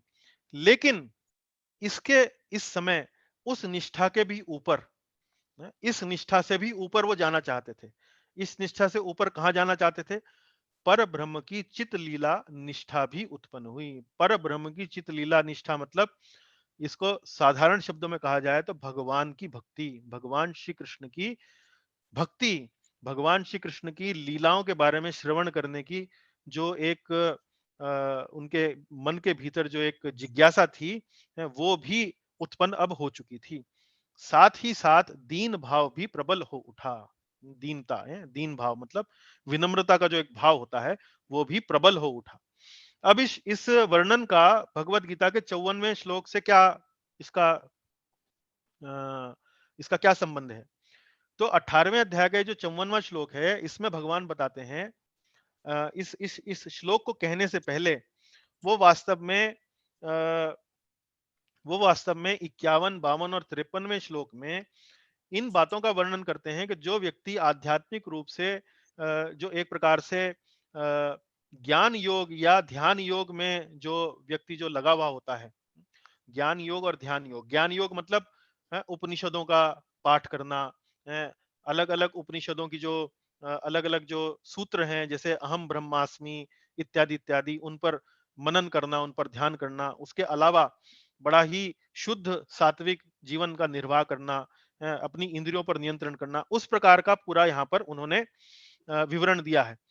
और उसके बाद ये 54वां श्लोक आता है कि जो व्यक्ति ज्ञान योग और ध्यान योग में जो उन्नत हो चुका है, प्रगतिशील हो चुका है, आगे बढ़ चुका है, वो व्यक्ति है ब्रह्मभूत प्रसन्न आत्मा। उसकी उसका उसका विवरण क्या है? ब्रह्मभूत प्रसन्न आत्मा। वो व्यक्ति क्या है? ब्रह्मभूत हो चुका है। उसका जो हृदय है, उसका जो आत्मा है, वो गंदगियों से निर्मल हो चुकी है। लेकिन उस अवस्था पर पहुंचने के बाद भी वो व्यक्ति जो है पूर्ण रूप से संतुष्ट नहीं होता है, किंतु ऐसी अवस्था में पहुंचने के बाद वो मेरी भक्ति करने के लिए तैयार होता है, शुद्ध भक्ति को प्राप्त कर सकता है। तो ये बात उन्होंने बताई है यहाँ पर। आशा है आपको समझ में आया ये बात, ये बिंदु जो है आपको समझ में आया? जी प्रभु। चलिए आगे चलिए प्रभु। एक दिन अरुणोदय के समय परमहंस बाबा जी पवित्र होकर तुलसी माला पर हरिनाम संख्या करते करते माधवी मंडप में बैठे। कुंज भंग लीला की स्फूर्ति हो आने के कारण उनके नेत्रों से निरंतर प्रेमाश्रु की धारा प्रवाहित हो रही थी। अपने सिद्ध भाव से परिभावित तत्कालोचित सेवा में नियुक्त होकर वे अपनी स्थूल देह की स्मृति को खोने लगे। सन्यासी जी उनके भाव से मुग्ध होकर उनके निकट बैठ गए और उनके सात्विक भावों को देखने लगे। देखते ही देखते परमहंस बाबा जी ने कहा, सी सखी, इस कखटी श्रीमती राधिका जी की बंदरी का नाम को शीघ्र चुप कराओ, नहीं तो मेरे राधा गोविंद की सुख निद्रा उचट जाने से सखी ललिता दुख पाएंगी और मेरी भर्त्सना करेंगी। अरे देखो, अनंग मंजरी इसके लिए इंगित कर रही हैं। तुम रमण मंजरी हो, तुम्हारी यही निर्दिष्ट सेवा है, तुम उसमें यत्नवती हो। हाँ रुकिए अब यहाँ पर देखिए, यहाँ पर अब देखिए बड़े ही एक प्रकार से गूढ़ भावों को यहाँ पर भक्ति विनोद ठाकुर यहाँ पर व्यक्त कर रहे हैं। वो इन सब विवरणों के माध्यम से बता रहे हैं कि प्रेमदास बाबा जी जो थे बड़े ही उन्नत कोटि के वैष्णव थे, और वास्तव में जब वो अपनी साधना किया करते थे तो कई बार उनकी साधना करते करते उनको इस प्रकार की भाव जो थे वो उत्पन्न हुआ करते थे उनके मन में, जिसमें वो वास्तव में भगवान की लीलाओं में प्रवेश कर जाते थे, भगवान की लीलाओं में। तो उसी का एक वर्णन यहाँ पर बताया जा रहा है। एक दिन अरुण उदय के समय परमहंस बाबा जी पवित्र होकर तुलसी माला पर हरिनाम करते करते माधवी मंडप पर बैठे। कुंज भंग लीला की स्फूर्ति हो आने के कारण उनके नेत्रों से निरंतर प्रेम अश्रु की धारा प्रवाहित हो रही थी। अपने सिद्ध भाव से परिभावित तत्कालोचित सेवा में नियुक्त होकर वे अपनी स्थूल देह की स्मृति को खोने लगे। स्थूल देह, स्थूल देह को किसे, स्थूल देह का क्या अर्थ है यहाँ पर? स्थूल देह का क्या अर्थ है? शरीर, शरीर, भौतिक शरीर, भौतिक भौतिक शरीर शरीर। को, भौतिक शरीर को स्थूल देह बोलते हैं। और सिद्ध भाव का क्या अर्थ है यहाँ पर? सिद्ध भाव, सिद्ध भाव का क्या अर्थ है?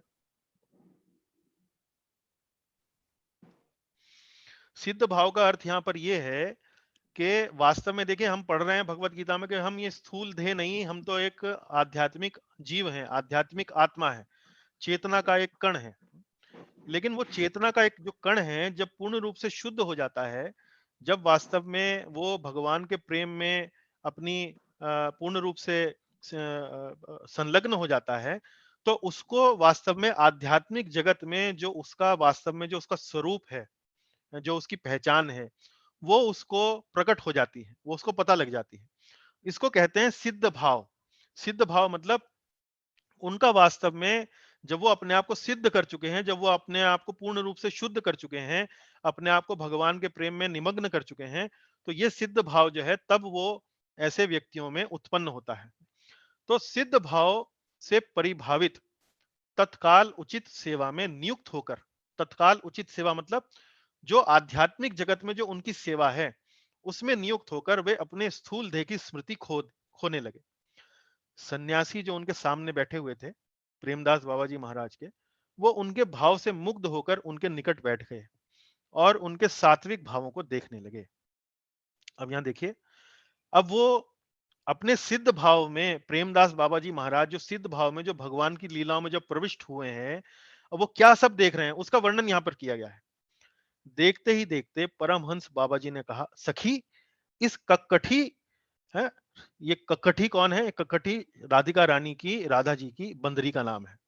अब वो भगवान जो हैं वो राधा रानी के साथ लीला कर रहे हैं और उनकी लीला में सहयोग करने के लिए वहां पर उनकी सखियां हैं, ललिता सखी हैं, विशाखा सखी हैं, इत्यादि इत्यादि। और उन सखियों की सहायता करने के लिए वहां मंजरियां हैं। मंजरियां कौन कौन सी हैं? अनंग मंजरी, रमण मंजरी, ये इस प्रकार से वहां अलग अलग मंजरियां हैं। तो यहाँ बाबा जी जो है उस लीला में प्रवेश करते हैं और कहते हैं, सखी इस कक्कठी को शीघ्र चुप कराओ, नहीं तो मेरे राधा गोविंद की सुख निद्रा उचट जाने से ललिता दुख पाएंगी और मेरी भर्त्सना करेंगी। अरे देखो, अनंग मंजरी इसके लिए इंगित कर रही है? अनंग मंजरी इसके लिए इंगित कर रही हैं और तुम रमण मंजरी हो, तुम्हारी यही निर्दिष्ट सेवा है, तुम इसमें यत्नवती हो। तो क्या चल रहा है वहां पर? बाबा जी जो हैं वो वास्तव में भगवान की लीलाओं में प्रवेश कर रहे हैं। भगवान की लीलाओं में प्रवेश करने के बाद वो देखते हैं कि कोई बंदरी जो है, राधा रानी की बंदरी जो है, वो कुछ शोर मचा रही है और वो अपनी एक दूसरी सखी से कहती हैं जिसका नाम है रमण मंजरी है, वो कह रही हैं कि तुम वास्तव में इस सेवा में लगो, तुम वास्तव में इस कक्कठी जो ये नाम की जो बंदरी है इसे शीघ्र चुप कराओ, क्योंकि अगर तुम चुप नहीं कराओगी तो राधा गोविंद की जो निद्रा है वो उचट जाएगी और ललिता सखी जो है इस बात की कंप्लेंट मेरे से करेंगी, शिकायत मेरे से करेंगी और ये ठीक नहीं होगा। तुम रमण मंजरी हो और तुम्हारी यही निर्दिष्ट सेवा है, तुम इसमें यत्नवती हो। तो ये देखिए, यहाँ पर आप वैष्णव सिद्धांत के अनुसार भक्ति का पालन करने से जो उन्नत अवस्था में जिस प्रकार के भावनाएं, जिस प्रकार का दर्शन जो ये वैष्णव जन करते हैं, उनका विवरण का आपको एक छोटा सा सैंपल आपको यहाँ देखने को, पढ़ने को मिल रहा है। चलिए आगे चलिए। यह कहते कहते परमहंस बाबा जी अचेतन हो गए। सन्यासी महाराज अपनी सिद्ध देह और सिद्ध परिचय जानकर उसी समय से उस सेवा में नियुक्त हुए। क्रमशः प्रातः काल हुआ। पूर्व दिशा में उषा अपना सौंदर्य बिखेरने लगी। पक्षी चतुर्दिक कलरव करने लगे। मृदु मंद समीर प्रवाहित होने लगा। बाल सूर्य की रक्तिम आभा से उद्भासित प्रद्युम्न कुंज के माधवी मंडप की उस समय जो अपूर्व शोभा हुई, उसका वर्णन नहीं किया जा सकता। परमहंस बाबा जी कदली के वलकल आसन पर बैठे हैं। धीरे धीरे उन्हें बाह्य स्फूर्ति हो रही है, साथ ही नाममाला जप रहे हैं। हाँ, थोड़ा सा विश्राम दीजिए। तो अब यहाँ देखिए इन दोनों पैराग्राफ्स में क्या बताया गया है कि बाबा जी जो हैं वो सब लीला का स्मरण करते हुए अचेतन हो जाते हैं, बेहोश हो जाते हैं। तो जब ये उन्नत अवस्थाएं जब भक्त में प्रकट होती हैं तो शरीर में भी उसके लक्षण जो है देखने को मिलते हैं। अब आपने यहाँ देखा, आज का अध्याय जो आप पढ़ रहे हैं उसमें आपने कई बार देखा अश्रु आने लगते हैं, रोमांच होने लगता है, चलते चलते जो चरण हैं वो स्खलित हो रहे हैं, उसके अलावा अचेतन हो गए हैं, बेहोश हो गए हैं। तो इस प्रकार के जो शरीर में जो विकार उत्पन्न हो रहे हैं, ये जो अलग अलग जो सिम्टम्स जो आप देखने को मिल रहे हैं, ये उन्हीं का एक तरीके से वर्णन किया जा रहा है। और फिर धीरे धीरे अब उन्हें होश आ रहा है, बाह्य स्फूर्ति हो रही है, और बाह्य स्फूर्ति के साथ साथ वो नाम माला का जप भी कर रहे हैं। चलिए। इसी समय सन्यासी जी ने बाबा जी के चरणों में साष्टांग दंडवत प्रणाम करके उनके समीप विनीत भाव से बैठकर हाथ जोड़कर कहा, प्रभु, यह दीनजन एक प्रश्न कर रहा है, उत्तर प्रदान कर हृदय को संतुष्ट करें। ब्रह्म ज्ञान की अग्नि से दग्ध हृदय में ब्रज रस का संचार कर उसे शीतल करें। बाबा जी ने कहा, आप योग्य पात्र हैं, आप जो प्रश्न करेंगे उसका मैं यथाशक्ति उत्तर दूंगा। हाँ जी, देखिए अब यहाँ पर ध्यान दीजिए, जो सन्यासी जो ठाकुर हैं वो क्या कह रहे हैं, ब्रह्म ज्ञान की अग्नि से दग्ध हृदय में व्रज रस का संचार कर उसे शीतल करें। तो वास्तव में ये ब्रह्म ज्ञानी हैं, वास्तव में जो सन्यासी ठाकुर हैं पहले ही पहुंचे हुए आध्यात्मवादी हैं, ब्रह्म ज्ञान है उनको, लेकिन ब्रह्म ज्ञान को वो एक अग्नि के समान मान रहे हैं, क्योंकि उससे उनकी संतुष्टि नहीं हो रही है। संतुष्टि करने के लिए वो बार बार विनीत भाव से बाबा जी के सामने अनुनय विनय कर रहे हैं, विनम्र निवेदन कर रहे हैं कि व्रज रस का संचार कर उसे शीतल करें। तो एक प्रकार से ब्रह्म ज्ञान से भी उत्कृष्ट क्या है, व्रज रस, भक्ति का रस। तो बाबा जी अब कहते हैं कि आप तो बड़े योग्य पात्र हैं, आप जो प्रश्न करेंगे मैं यथाशक्ति उत्तर दूंगा। आप चलिए अब पढ़िए। अब यहाँ पर हम आ गए हैं 7वें पृष्ठ पर। तो 7वें पृष्ठ पर हम चाहेंगे कि रविंद्र प्रभु जी आपको अवसर देते हैं। आइए आप, समय भी हमारा हो रहा है तो ज्यादा तो पढ़ने को नहीं मिलेगा, लेकिन यहाँ से पढ़ते हैं। हाँ जी। सन्यासी जी, सन्यासी ने कहा, प्रभु, मैं बहुत ही दिनों से धर्म की प्रतिष्ठा सुनकर धर्म क्या है यह प्रश्न अनेक लोगों से अनेकों बार कर चुका हूँ, परंतु दुख का विषय यही है कि इस प्रश्न के उत्तर में उन लोगों ने जो कुछ बतलाया वह सब परस्पर विरोधी दिखाई दिया। इसलिए आप कृपा करके बतलाइए, जीव का धर्म क्या है और भिन्न भिन्न उपदेशक क्यों भिन्न भिन्न उपदेशों का धर्म कहते हैं। धर्म यदि एक है तो सभी पंडित क्यों नहीं उसी एक अद्वितीय धर्म का अनुशीलन करते हैं। हाँ, बस विश्राम दीजिए प्रभु। यहाँ पर अब सन्यासी जी जो हैं, सन्यासी ठाकुर अपना प्रश्न रख रहे हैं, और वो प्रश्न विशेष रूप से क्या है, उनका जो प्रश्न है वो वास्तव में बड़ा ही सरल है। वो ये कह रहे हैं कि रविंद्र प्रभु जी, मैं आपको थोड़ी देर म्यूट करूंगा ताकि डिस्टरबेंस कम हो। हाँ जी, धन्यवाद।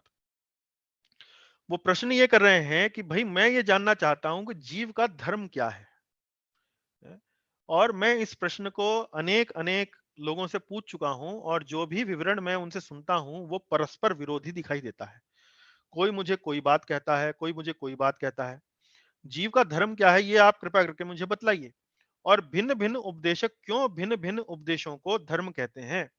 धर्म यदि एक है, धर्म यदि एक है तो सभी पंडित क्यों नहीं उसी का अद्वितीय धर्म का अनुशीलन करते हैं। अब आप ये समझिए, देखने वाली बात यहाँ पर विशेष रूप से महत्वपूर्ण बात यह है कि इतना ज्ञान में आगे बढ़ा हुआ व्यक्ति, जिसने उपनिषद पढ़ लिए, जिसने न जाने कितने ऊंचे ऊंचे संन्यास आश्रम में ऊंचे ऊंची पदवियां उसने हासिल कर ली, उनको प्राप्त कर लिया, लेकिन वो एक साधारण से प्रश्न जैसे धर्म क्या है उसकी एक ऐसी व्याख्या नहीं ढूंढ पाए अभी तक जो उनको पूर्ण रूप से संतुष्ट करे।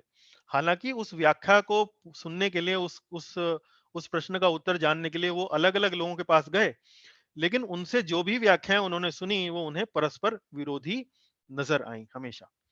तो अब वो एक बड़ा महत्वपूर्ण प्रश्न पूछ रहे हैं, भाई ये बताइए कि जीव का धर्म क्या है। और वास्तव में आप ध्यान दें तो अर्जुन भी भगवत गीता में भगवान श्री कृष्ण से कुछ इसी प्रकार का प्रश्न पूछते हैं। आपको ध्यान है वो क्या प्रश्न पूछते हैं? दूसरे अध्याय के 6वें श्लोक में, माफ कीजिए 7वें श्लोक में क्या प्रश्न पूछते हैं?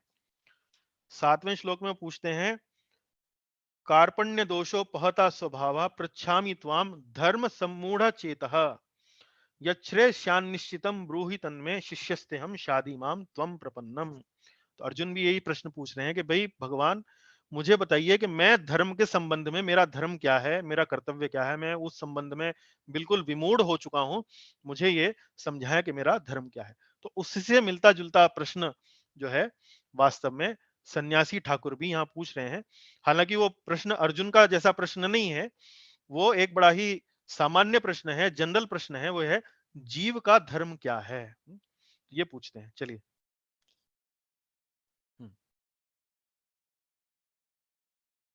बस ये पैराग्राफ समाप्त करके कक्षा को विराम देंगे, आगे फिर अगली बार पढ़ेंगे। पढ़िए प्रभु जी, अनम्यूट कीजिए अपने आप को। श्री कृष्ण चैतन्य प्रभु के श्री चरण कमलों का ध्यान करके परमहंस बाबा जी कहने लगे, हे सौभाग्यवान, मैं अपने ज्ञान के धर्म का तत्व कहता हूँ। जिस वस्तु का जो नित्य स्वभाव है वही उसका नित्य धर्म है। वस्तु के गठन से स्वभाव का उदय होता है। कृष्ण की इच्छा से जब कोई वस्तु गठित होती है तब उस गठन का नित्य सचर रूप एक स्वभाव भी होता है। यही स्वभाव उस वस्तु का नित्य धर्म है। तत्पश्चात किसी घटनावश अथवा अन्य वस्तु के संसर्ग से जब उस वस्तु में कोई विकार होता है तब उसका स्वभाव भी विकृत या परिवर्तित हो जाता है। परिवर्तित स्वभाव कुछ दिनों से दृढ़ होने पर नित्य स्वभाव की तरह उस वस्तु का साथी हो पड़ता है। यह परिवर्तित स्वभाव नहीं है, इसका नाम निसर्ग है। निसर्ग स्वभाव स्थान में बैठे अपने को स्वभाव कह करके अपना परिचय देता है। जैसे जल एक वस्तु है, तरलता उसका स्वभाव है। घटना बसता जल जब जम करके हिम हो जाता है तब कठिन उसका निसर्ग होकर के स्वभाव की तरह कार्य करता है। वास्तव में निसर्ग बदला हुआ स्वभाव नित्य नहीं, नैमित्तिक है। कारण वह किसी निमित्त कारण से उदित होता है और निमित्त दूर होने पर वह स्वयं दूर हो जाता है। किंतु स्वभाव नित्य है। विकृत होने पर भी वह वस्तु में अनुस्तुत रहता है। काल और घटना क्रम से स्वभाव अवश्य हो अपना परिचय दे सकता है। हाँ बस विश्राम दीजिए, ये बड़ा ही थोड़ा सा समझने में एक बार को कठिन लग सकता है आपको, लेकिन अब यहाँ परमहंस बाबा जी जो हैं, जो प्रेमदास बाबा जी जो हैं, वो सन्यासी ठाकुर के प्रश्न का उत्तर दे रहे हैं। अब वो क्या कह रहे हैं? सबसे पहले तो वो अपने इष्ट देव श्री कृष्ण चैतन्य प्रभु के चरण कमलों का ध्यान करते हैं और फिर सन्यासी ठाकुर के प्रश्न का उत्तर देने का प्रयास करते हैं। वो क्या कह रहे हैं? वो कह रहे हैं कि जिस वस्तु का जो नित्य स्वभाव है वही उसका नित्य धर्म है। जिस वस्तु का जो नित्य स्वभाव है वही उसका नित्य धर्म है। और ये धर्म कहां से आता है? वस्तु के गठन से स्वभाव का उदय होता है। कृष्ण की इच्छा से जब कोई वस्तु गठित होती है तब उस गठन का नित्य सहचर रूप एक स्वभाव भी होता है। अब यहां इस बात को समझने के लिए हम एक उदाहरण लेंगे। जैसे उदाहरण इसी पैराग्राफ में भी दिया गया है, जैसे जल है, तो जल का एक स्वभाव है। जल का स्वभाव क्या है? तरलता। जल जो है बहता है, उसकी विशेषता है। तो यहां पर प्रेमदास बाबा जी क्या कह रहे हैं? वो कह रहे हैं कि जो वस्तु अ, जिस प्रकार से उस वस्तु का गठन होता है, और वो वस्तु का गठन किस प्रकार होता है? कृष्ण की इच्छा से जब कोई वस्तु गठित होती है, तो उस गठन के कारण जो उसकी जो प्रकृति है, जो उसकी बनावट है, जिस प्रकार से वो बनाई गई है, जिस प्रकार से वो अस्तित्व में लाई गई है, और उस अस्तित्व से एक स्वभाव का भी जन्म होता है, एक विशेषता का भी जन्म होता है। तो वो जो विशेषता है, वो वास्तव में उसका नित्य धर्म कहा जाता है, नित्य धर्म। तो ये नित्य धर्म की परिभाषा है। वही स्वभाव उस वस्तु का नित्य धर्म है। तो इस बात से यदि हम जल का स्वभाव पूछें, तो जल का स्वभाव क्या हुआ? कौन बताएंगे? जल का स्वभाव क्या हुआ? बहना। बहना, तरलता, है ना? तो जल का तरल नित्य स्वभाव क्या? तरलता। और अग्नि का स्वभाव क्या हुआ? तेज तेज, उष्णता, उष्णता, गर्मी, तेज, प्रकाश। तो ये उसका नित्य स्वभाव हुआ। तत्पश्चात किसी घटनावश अथवा अन्य वस्तु के संसर्ग से, तत्पश्चात किसी घटनावश या अन्य वस्तु के संसर्ग से जब उस वस्तु में कोई विकार होता है, तब उसका स्वभाव भी विकृत या परिवर्तित हो जाता है। अब यहाँ एक दूसरे प्रकार के स्थिति के बारे में बात की जा रही है। अब बात करी जा रही है विकार की। विकार मतलब चेंज। के मूल स्वभाव तो पानी का, जल का तरलता है, लेकिन अब किसी घटनावश, किसी परिस्थितिवश है, उसमें कोई विकार आ जाए या उसमें कोई बदलाव आ जाए, तो उसका स्वभाव भी विकृत या परिवर्तित हो जाता है। तो उसका जो स्वभाव है, उसका जो मूल स्वभाव है, जो नित्य उसका जो स्वभाव है, वो भी बदल जाता है। वस्तु के गठन में जब परिवर्तन आया, तो उसके स्वभाव में भी परिवर्तन आने लगता है। अब फिर आगे क्या कह रहे हैं? परिवर्तित स्वभाव कुछ दिनों में दृढ़ होने पर नित्य स्वभाव की तरह उस वस्तु का साथी हो पड़ता है। तो अब ये जो जो विकृत स्वभाव है, जो चेंज्ड, जो उसका नेचर है, जो बदला हुआ जो स्वभाव है, बहुत दिनों तक यदि वो उसी तरह से रहे, तो क्या होता है कि जो वस्तु है वो एक प्रकार से उसको ही अपना नित्य स्वभाव की तरह मानने लगता है। परिवर्तित स्वभाव कुछ दिनों में दृढ़ होने पर नित्य स्वभाव की तरह उस वस्तु का साथी हो पड़ता है। यह परिवर्तित स्वभाव स्वभाव नहीं है। इसका मतलब क्या है? कि वो जो परिवर्तित स्वभाव है, वो वास्तव में उसका मूल स्वभाव नहीं है, वो परिवर्तित स्वभाव है, वो विकृत स्वभाव है, वो चेंज्ड नेचर है। इसका क्या नाम है? इसको कहा जाता है निसर्ग। निसर्ग स्वभाव के स्थान में बैठे अपने को स्वभाव कहकर अपना परिचय देता है। मतलब क्या?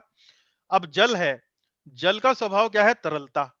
लेकिन यदि जल जमकर बर्फ बन जाए, हिम बन जाए, तो हिम का स्वभाव क्या है? क्या हिम का स्वभाव भी तरलता है? काठिन्य काठिन्य। हिम का स्वभाव क्या है? काठिन्य, कठोरता, सॉलिडिटी। तो अब ये क्या कह रहे हैं कि ये निसर्ग स्वभाव के स्थान में बैठे अपने को स्वभाव कहकर अपना परिचय देता है। तो मूल स्वभाव जल का क्या था? तरलता। लेकिन वो जल जब घटनावश, किसी कारणवश जब वो परिवर्तित होकर जब वो बर्फ बन गया, हिम बन गया, तो अब उसके स्वभाव में परिवर्तन क्यों आ गया? क्योंकि उसके गठन में भी परिवर्तन आ गया। गठन में परिवर्तन क्या है? गठन में परिवर्तन यह है कि अब वो कठिन हो गया है, सॉलिड हो गया है, वो एक ठोस वस्तु के समान व्यवहार करने लगा है। तो वास्तव में निसर्ग नित्य नहीं है, नैमित्तिक है, नैमित्तिक। तो यहाँ नित्य और नैमित्तिक ये दो अलग अलग शब्द हैं। ये निसर्ग जो है वो नित्य नहीं है, वो नैमित्तिक है। कारण वह किसी निमित्त से उदित होता है और निमित्त दूर होने पर वह स्वयं भी दूर हो जाता है। निमित्त का क्या अर्थ हुआ? निमित्त का अर्थ हुआ कारण। तो किसी घटना के कारण, किसी परिस्थिति के कारण निमित्तिक स्वभाव जो है वो उत्पन्न होता है, किंतु स्वभाव नित्य है। विकृत होने पर वह भी वस्तु में विकृत होने पर भी वह वस्तु में अनुस्यूत रहता है। अनुस्यूत मतलब छुपा रहता है, हिडन रहता है, उसके अंदर बना रहता है। तो यहाँ ये क्या कहना चाह रहे हैं कि जल को वास्तव में यदि आपने बर्फ भी बना दिया, तो उसके स्वभाव में परिवर्तन तो आ जाएगा, काठिन्यता आ जाएगी, कठिनता आ जाएगी, कठोरता आ जाएगी, ठोसता आ जाएगी।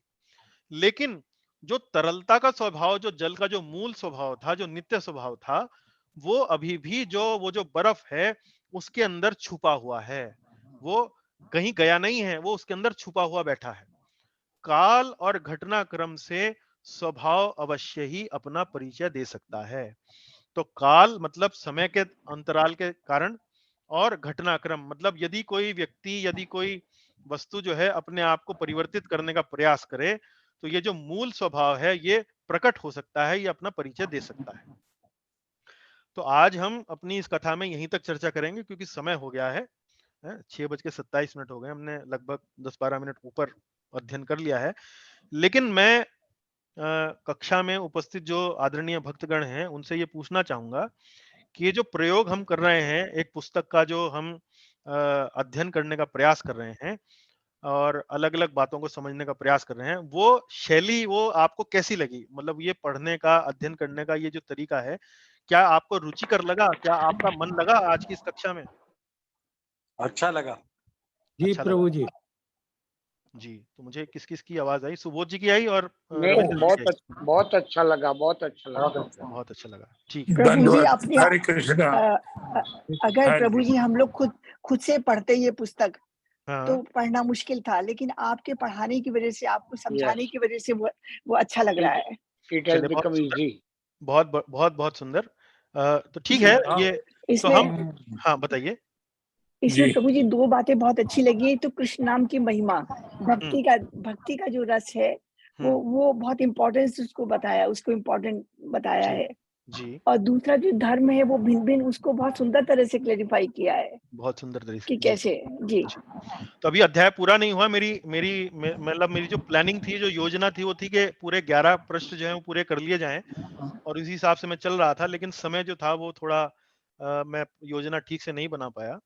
तो फिर कभी किसी और समय जो है इस पुस्तक को हम आगे पढ़ेंगे, आगे बढ़ाएँगे और मुझे जानकर प्रसन्नता हुई कि ये प्रयोग जो है आपको उत्तम लगा, अच्छा लगा। और करतार प्रभु जी, मैं सोच रहा था कि हाँ आप भी जी। कुछ कहना चाह रहे थे, आप भी हाँ कृपया जी। करके हाँ जी। बताएँ। हाँ हाँ जी, नहीं, वो जो आपका तो जो था दंडवत, पहले तो हरे कृष्णा।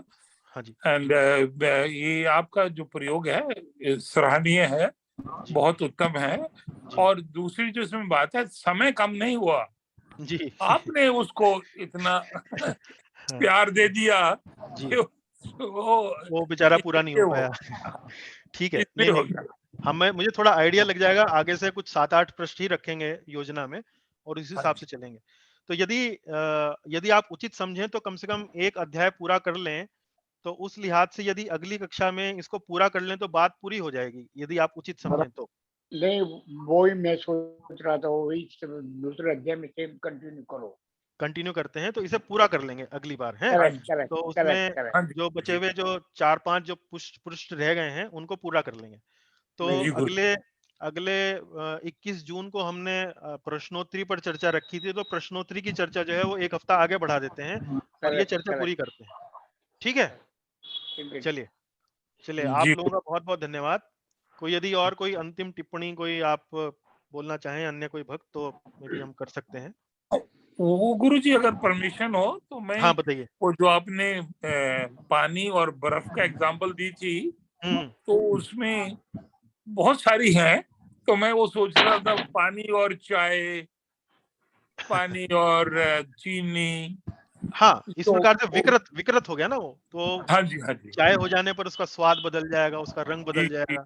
जी। चीनी मिल जाने हाँ पे उसमें थोड़ा मिष्ठान हो जाएगा, मतलब मीठा हो जाएगा। तो वो जी गुरु जी। अलग-अलग उदाहरण है, पर कहने का भाव ये है कि एक तो मूल स्वभाव है जिसे नित्य धर्म जी कहा जाता है और एक जी नैमित्तिक होता है। नैमित्तिक मतलब वो जो नित्य नहीं होता है, लेकिन परिस्थितिवश उसमें परिवर्तन आ जाता है। जी ये गुरु जी। ये यहाँ पर बताने का तात्पर्य है। तो अगली कक्षा में इस अध्याय 1 के अध्ययन को हम अपना पूर्ण करेंगे और फिर आगे अपनी कहानी जो है आगे बढ़ाएँगे। चलिए, बहुत-बहुत धन्यवाद। दंडवत सब दंडवत। हरे संतों को। कृष्णा प्रभु जी। हरे हरे कृष्णा प्रभु जी। हरे कृष्ण माता। प्रभु जी। हरे हरे कृष्ण माता। कृष्णा। जी, हरे कृष्णा प्रभु जी। हरे कृष्णा जी। हरे कृष्णा प्रभु जी। हरे कृष्णा प्रभु जी, हरे कृष्णा। हाँ जी, धन्यवाद। आपको जी, आपको आज पढ़ने का मौका नहीं मिल पाया, अगली कक्षा में देते हैं। जी, ठीक ठीक ठीक, अच्छा, चलेगा। चलिए, धन्यवाद। हमारा भी ध्यान रखना गुरु जी, आपका भी ध्यान रखूँगा प्रभु जी, अवश्य। 1-2 लाइनें। जी, जी, अवश्य। अच्छा, हाँ जी। चलिए, जी गुरु हरे जी, कृष्णा। दंडवत। हरे कृष्ण जी।